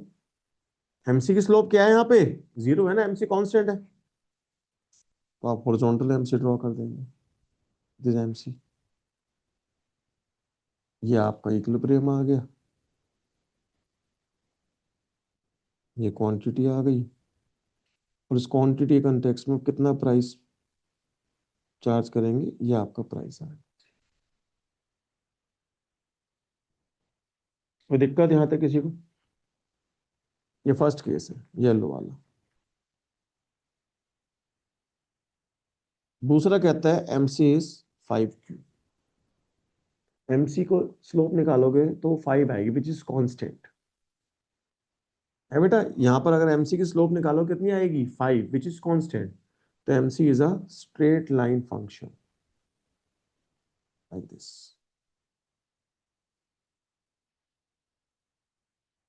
तो यहाँ पे ये आपका इक्विलिब्रियम आ गया MR MC के इंटरसेक्शन से, और इसके कोरस्पोंडिंगली क्या प्राइस आएगा वो आप ऊपर डिटरमाइन कर सकते हैं। ये आपका ब्लू वाला हो गया जी।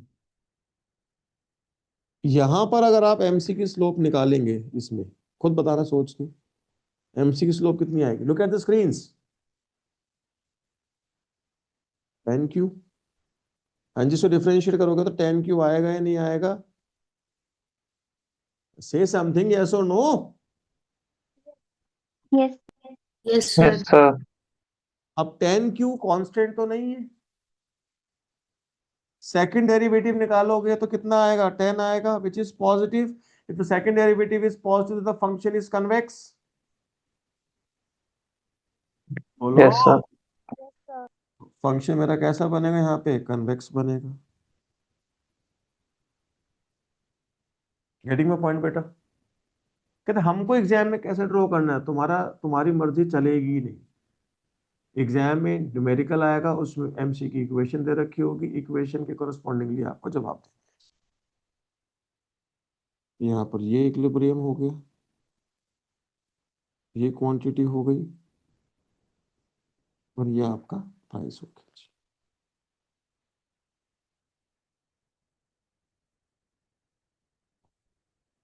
मार्जिनल कॉस्ट आपको कैसे बनानी है ये आपका कंट्रोल नहीं है, न्यूमेरिकल ही एग्जाम में जनरली यहाँ से आता है। तो वो अपने आप आपको बताएगा कि आपको MC कैसे कंसिडर करनी है। हाँ, निकल्सन स्नाइडर जो जनरली कंसेप्ट को एक्सप्लेन करता है विदाउट न्यूमेरिकल डेटा, वो जनरली हॉरिजॉन्टल MC को कंसिडर करता है, और कहीं कहीं लीनियर MC को कंसिडर करता है। जनरली वो कॉन्वेक्स MCs का या नॉन लीनियर MCs का जिक्र नहीं करता है, लेकिन एग्जाम में कुछ भी आ सकता है, anything is possible, right? Okay. Sir. अच्छा, चलो वापस मैं इस टॉपिक पे आता हूँ, ये यहाँ पे लिखा हुआ है, जिससे सवाल करूंगा वही जवाब दीजिए। ये जो टॉपिक हम यहाँ पढ़ रहे थे कि प्राइस आउटपुट डिटर्मिनेशन, की एक मोनोपोलिस्ट अपने प्रॉफिट्स को मैक्सिमाइज करने के लिए किन कंडीशंस का यूज करते हैं। आपने कहा M R equal to M C का, एंड ये दोनों कंडीशन एक साथ लगी हुई है, इतना आउटपुट हमें बेचना है, इस प्राइस पे बेचना है। अधीश्वरी जी आप इस बात का जवाब देंगे, यहाँ पे मोनोपोलिस्ट को प्रॉफिट्स हो रहे हैं या लॉस हो रहे हैं। सो आई थिंक प्रॉफिट, क्योंकि दोनों हमारे प्रॉफिट दोनों कंडीशन। कंडीशंस फुलफिल है, राइट। कौन से प्रॉफिट हो रहे हैं, सुपर नॉर्मल प्रॉफिट हो रहे हैं या नॉर्मल प्रॉफिट्स हो रहे हैं। नहीं पता सर। नहीं पता, सेमेस्टर 3 वीक है। ओके, अभी केडिया जी बताइए, फर्म को यहाँ पे प्रॉफिट्स हो रहे हैं या लॉस हो रहे हैं डायग्राम में। सर अगर एवरेज कॉस्ट के ऊपर रहा तब तो प्रॉफिट्स होंगे, एवरेज अदरवाइज कॉस्ट का ड्रॉ है इसमें, नहीं है। नहीं सर। बिल्कुल सही जवाब दिया अभी केडिया ने। इस डायग्राम को देख के हम ये डिटरमाइन ही नहीं कर सकते कि फर्म को प्रॉफिट है या लॉस है, जब तक एवरेज कॉस्ट का ड्रॉ नहीं की जाएगी, जब तक नहीं पता लगा सकता। आपको याद होना चाहिए कि प्राइस अगर बड़ा होता है एवरेज कॉस्ट से तो सुपर नॉर्मल प्रॉफिट होते हैं, प्राइस बराबर होता है एवरेज कॉस्ट के तो नॉर्मल प्रॉफिट होता है, प्राइस अगर छोटा होता है एवरेज कॉस्ट से तो लॉस होता है। लॉस में दो केसेस बनते थे कि price is greater then AVC तो हम कंटिन्यू करेंगे, और प्राइस अगर छोटा हो जाएगा एवीसी से तो हम शट डाउन कर देंगे, बराबर पे भी शट डाउन। याद आई जी कहानी सबको, ये कंडीशंस याद है, प्लीज से यस और नो। Yes sir. ये वही सेम कंडीशंस है जो यस टोटल सर। कंपटीशन में आप लोगों ने पढ़ी है सेमेस्टर 3 के अंदर, तो उन्हीं कंडीशंस को अब हमने यहाँ पे एक बार गो थ्रू करना है। ठीक है, आइए देखते हैं, बहुत ध्यान से देखेंगे। इस डायग्राम को मैं यहाँ से एक बार कॉपी कर ले रहा हूँ जी। अच्छा, पहले एक बार लिख देता हूँ ये कंडीशन, मुझे पता है आपको याद नहीं है, याद होते तो अदिश्री जी कल जवाब नहीं देती। ध्यान से देख लीजिए एक बार, दोनों कंडीशंस फुलफिल्ड है, M R is equal to M C भी फुलफिल्ड है, and slope of M C is greater than slope of M R, ये दोनों कंडीशन फुलफिल्ड है। उसके बाद भी तीन केस बनते हैं, उसके बाद भी तीन केस बन सकते हैं, कहते कौन से तीन case, super normal profits, normal profits या लॉस। सुपर नॉर्मल प्रॉफिट की क्या कंडीशन होती है, price is greater than average cost, price is equal to average cost, price is less than average cost. और फर्दर इसकी दो कैटेगरी बनती है, या तो हम कंटिन्यू करते हैं या हम शट डाउन कर देते हैं। कंटिन्यू का बेसिकली मतलब क्या होता है, ऑपरेटिंग प्रॉफिट, याद आया। हाँ जी, यस सर। ऑपरेट करने पे प्रॉफिट्स हो रहे हैं, मतलब रिलेटिवली नुकसान कम होता है। समझ 3 के टॉपिक से सारे वाले, price is greater than ABC, price is less than equal to ABC. बेटा जिसको ये कंडीशंस याद है प्लीज, देखो मुझे नहीं पता आपको याद है नहीं है, मेरे हिसाब से अभी तो पेपर दिए तो रिजल्ट भी नहीं आया, याद होनी चाहिए कंडीशंस ये वाली। याद है सबको कंडीशंस, से समथिंग। Yes sir. एक जने ने बोला यस सर, से यस समथिंग, याद है या सर। नहीं है याद yes conditions. Sir. Yes sir. Yes sir, याद है। चलिए जी, तो फिर हम क्या कर रहे हैं, हम इसको एक बार डिफाइन कर देते हैं चीजों को।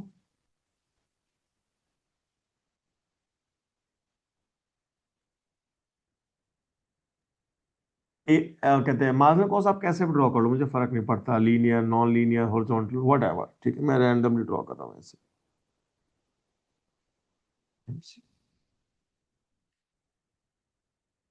ये आपका इक्विलिब्रियम आया, इतना आउटपुट Q1 बेच रहे हैं इस P1 प्राइस पर, ठीक है। Now look at the screen please, look at the screen, ये डिमांड कर्व है, एवरेज रेवेन्यू कर्व भी है, and this is your marginal revenue का। यहाँ लिखा मैंने कॉस्ट एंड रेवेन्यू, सो सारे कॉस्ट और रेवेन्यू फंक्शन आ जाएंगे। यहाँ पे मैंने आउटपुट दिखा दिया। इस डायग्राम को मैं कॉपी कर ले रहा हूँ, ठीक है, बार बार बनाना पड़ेगा तो एक बार कॉपी कर।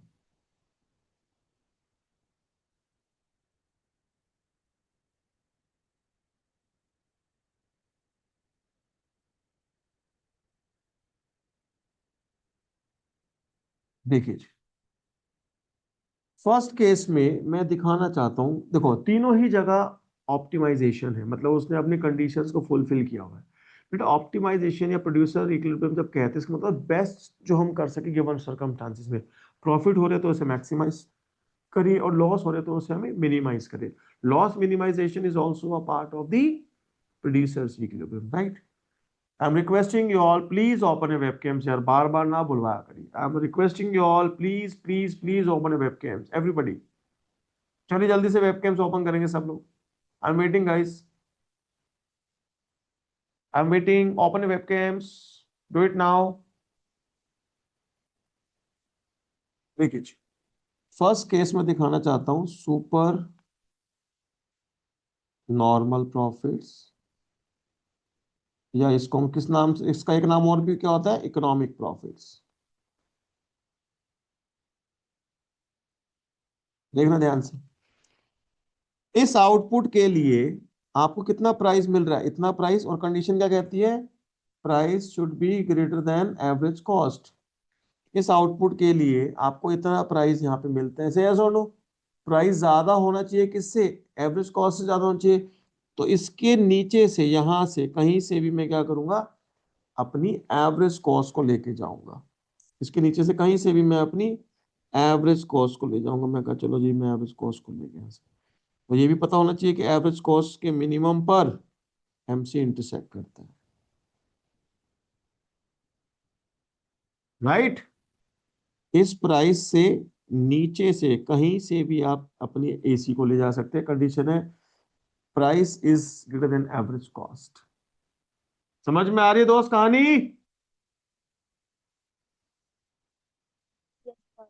Yes sir. समथिंग, यहां तक बात सबको समझ में आ रही है जी? Yes sir. Yes yes. Sir. अब एक बात सुनना ध्यान से, तो ये केस हमारा क्या दिखाता है, सुपर नॉर्मल प्रॉफिट का केस दिखाता है। कहते हैं हमको कितने प्रॉफिट्स हो रहे हैं। अगर हम प्रॉफिट्स की इवैल्यूएशन करेंगे तो look at the screens. Profits क्या होते हैं, total revenue minus total cost होता है ना प्रॉफिट्स। एक बार बच्चे look at the screens, everybody please just look at the screens, एक सेकंड मेरे लिए। टोटल रेवेन्यू क्या होता है बताओ, प्राइस मल्टीप्लाई में क्वांटिटी। टीसी क्या होता है, एवरेज कॉस्ट मल्टीप्लाई में क्वांटिटी, राइट। आप कितना प्राइस चार्ज कर रहे हो, कहता है this is the price. Quantity कितनी है आपकी, दिस इज द क्वांटिटी। इन दोनों को मल्टीप्लाई करेंगे तो बताइए इस रेक्टेंगल का एरिया आ जाएगा या नहीं आ जाएगा, जो मैंने इस समय शेड किया हुआ यस सर। है। एग्री? Yes sir. छोटा सा नाम दे दिया मैंने इसे, स्मॉल है। तो this is what area of rectangle O Q1 A P1 minus AC into Q. इस आउटपुट के लिए आपकी एवरेज कॉस्ट कितनी है, इतनी, and your quantity this much. इसको मल्टीप्लाई करोगे तो इस रेक्टेंगल का एरिया आएगा नहीं आएगा, बताइए। Yes sir.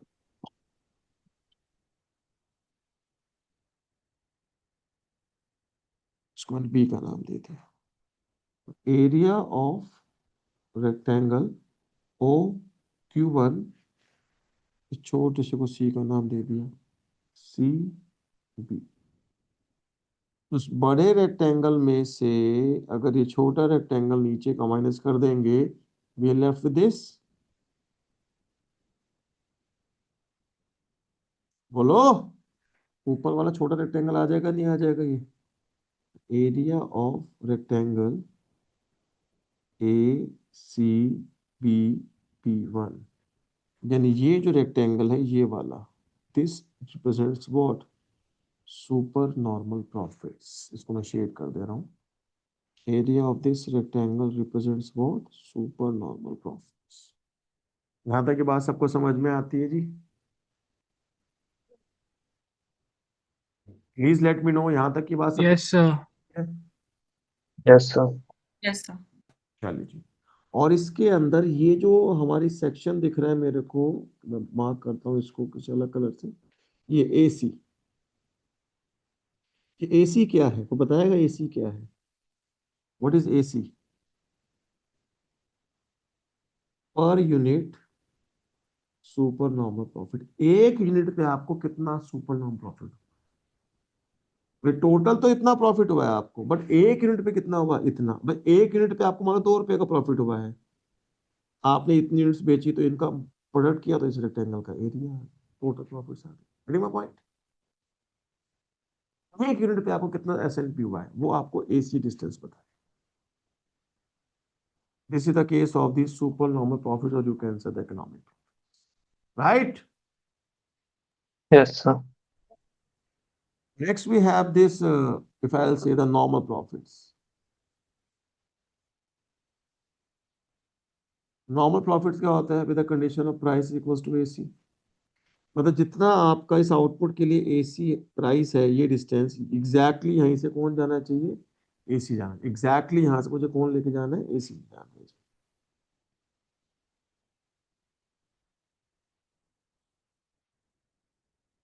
मैं लो जी, यहाँ से एग्जैक्टली एसी लेगी। डाउट यहाँ तक किसी को?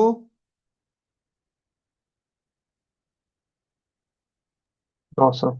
आउटपुट के ऊपर एसी भी उतना ही है और प्राइस भी उतना ही है। तो यही रेक्टेंगल आपका क्या है? Total revenue. और यही रेक्टेंगल आपका क्या है? Total cost. तो normal profits, total profit zero है तो इसका मतलब firm is earning what? Normal profits.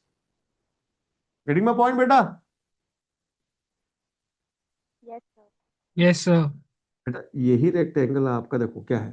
Price into output. तो यही रेक्टेंगल आपका क्या बन गया? तो यार, और एसी इंटू आउटपुट, तो यही रेक्टेंगल आपका क्या बन गया? टीसी। और टी आर टी सी अगर बराबर हो जाएंगे तो ये प्रॉफिट जीरो आ जाएगा। And if the firm is earning zero profit, इसका मतलब firm is earning what? Normal profits. Got it guys? Basically यहाँ पे प्रॉफिट्स क्या होते हैं? जीरो। तीसरा केस, लॉस। लॉस के साथ मुझे क्या दिखाना है? Operating profits. वो शट डाउन नहीं दिखा सकते, कहते क्यों? एक ही तो फर्म है, वो भी शट डाउन कर देगी तो इंडस्ट्री बंद हो जाएगी, तो शट डाउन के केस हम नहीं लगाते हैं। लॉस का मतलब क्या? ऑपरेटिंग प्रॉफिट दिखाने। कंटिन्यू कर रहे हैं हम। लॉस का मतलब क्या होता है जी? Price is less than AC, but आप ऑपरेट कर रहे हो तो मतलब price is greater than ABC. याद आई सबको कहानी इतनी? Yes yes sir. सर। देखो जी, मैंने यहाँ पे क्या किया? अपनी एसी को ऊपर से ले गया। तो ध्यान रखना, बनाते समय एसी का मिनिमम ही एमसी को इंटरसेक्ट करें। आपको यहाँ तक मैं ऊपर ले आया,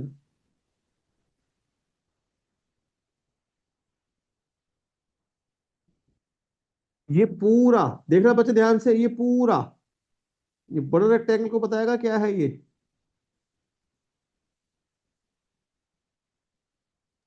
बताओ। Total cost. Total cost. बहुत बढ़िया, एवरेज कॉस्ट मल्टीप्लाई में आउटपुट। और नीचे का रेक्टेंगल क्या है ये?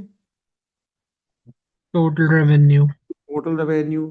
तो ये जो आपका एरिया इस समय में हेडलाइट कर रहा हूँ, ये हाईलाइट, ये वाला, ये क्या है? लॉसेस। लॉसेस है। ये सबको समझ में आ रही है? बट हम इस लॉसेस पे क्यों काम करें? क्योंकि हमारी एवरेज वेरिएबल कॉस्ट,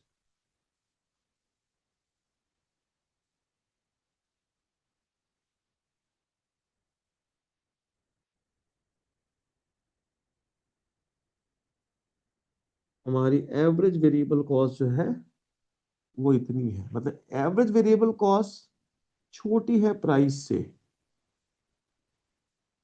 इसीलिए करेंगे। कंसेप्ट याद है ना? यस भाई मेरी सर। वेरिएबल कॉस्ट की रिकवरी हो रही है, जो एक्स्ट्रा मिल रहा है वो क्या है? Sum recovery of fix cost. याद आया? Yes. Yes sir. Sum recovery of fix cost.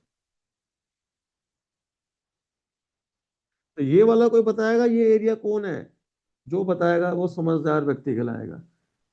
ये ब्लू कलर का ऑपरेटिंग प्रॉफिट्स। एग्जैक्टली, ये कौन से प्रॉफिट्स है जी, ऑपरेटिंग प्रॉफिट। ये जो है आपके ये blue area, this is your operating profits. कैसे आते थे ये, याद करो, पीआर माइनस टीवीसी।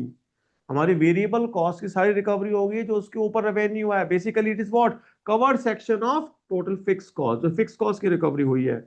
और ये ऊपर हमारे पास ये वाला येलो एरिया क्या है मेरे पास, लॉसेस। लॉसेस।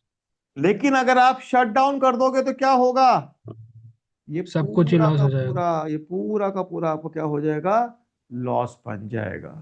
जो कवर्ड फिक्स कॉस्ट है वो आनी भी मेरी कवर्ड नहीं होएगी। और ये पूरी, अच्छा ये टोटल मिला के ये पूरा क्या है भैया, इन दोनों एसी और एबीसी के बीच में ये क्या है, AFC, when multiply by output क्या एवरेज कहलाएगा फिक्स्ड कॉस्ट। ये total fix cost, this rectangle is total fix cost. अगर आप शट डाउन कर दोगे तो ये loss will be equal total fix cost, तो ये भी लॉस हो जाएगा, ये भी लॉस है। मतलब जब तक आप ऑपरेट कर रहे हो, जब तक इस ब्लू वाले लॉस से बचे हुए हो, अगर जैसे ही आपने शट डाउन करोगे तो येलो तो लॉस आई, ये ब्लू वाला भी लॉस में कवर हो जाएगा। समझ में आई बेटा, सैम 3 में बताई गई बातें सारी ये। और यस वहां पे सर। परफेक्ट कंपटीशन के कंटेक्स्ट में थी, यहाँ पे मोनोपोली के conditions will remain unchanged, conditions नहीं चेंज हो सकती है। यहां तो कोई डाउट जी किसी को? No sir. No doubt sir. चल, तो this is all about your introduction of monopoly. मैं एक बार रिकॉर्डिंग यहाँ रोकता हूँ, फिर आपसे बात करता हूँ जी।